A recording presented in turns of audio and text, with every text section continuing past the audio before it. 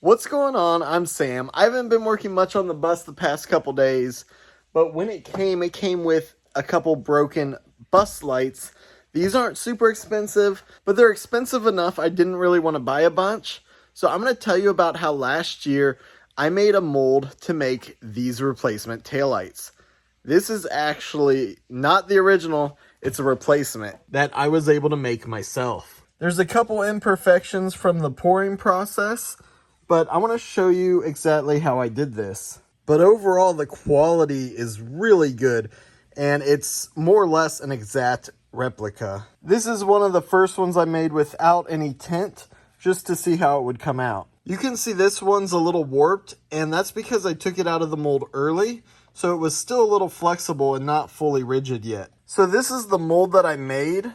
I don't have video of me actually making this mold, but I'll show you on another mold that I made. This process is pretty simple. There's other videos about how to do it, and it's the same that we used for fiberglass molding at my old job. My buddy brought me this oil cap from a jet ski that used to have a gauge on top. That long since broke off, so we had to figure out a way to get a replacement cap because he had no luck finding one, and I decided to make a mold and make him a new part. So first I ended up cleaning off all the old adhesive where it looked like someone tried to glue on a cap. And once it was cleaned up well enough, I used some clay to patch a couple holes that went through the side.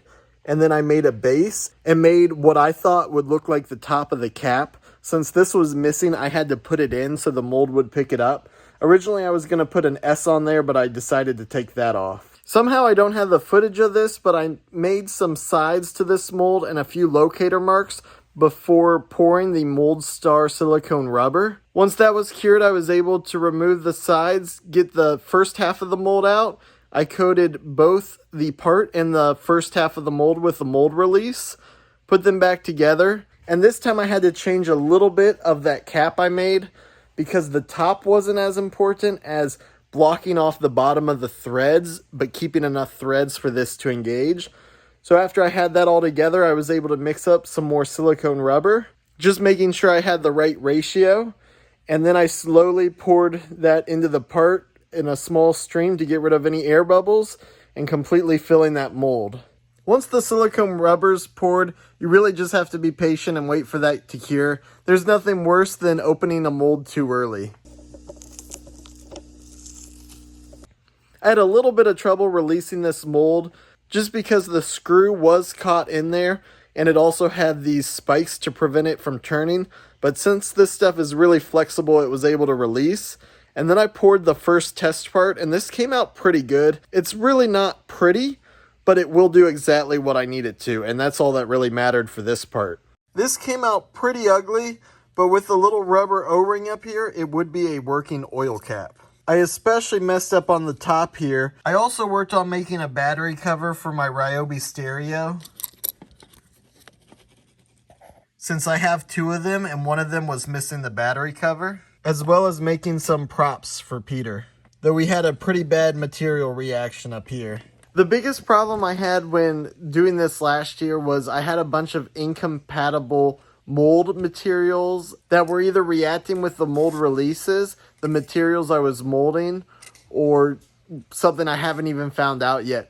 But when I switched to the Mold Star, I really didn't have any problems after that. But in general, I've just kind of had fun with this whole process. I'll keep looking and maybe I'll find the footage of making these taillights somewhere. Though I don't know how interesting that would be after I just showed a mold making video. But I think this process is really cool.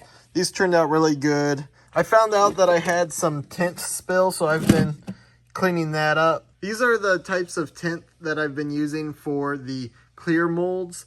I also have opaque pigments that I've used as well. Because this taillight was so big and the silicone rubber's not really cheap, I don't think this process was really worth it for the taillights.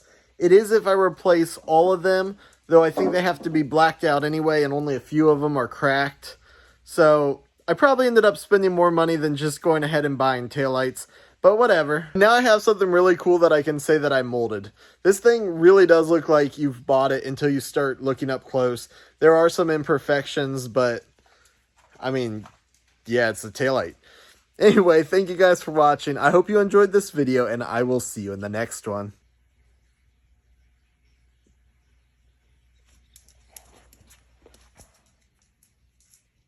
Do you want to go outside? Let's go outside. What? Are you hungry? Griffin, what's your problem?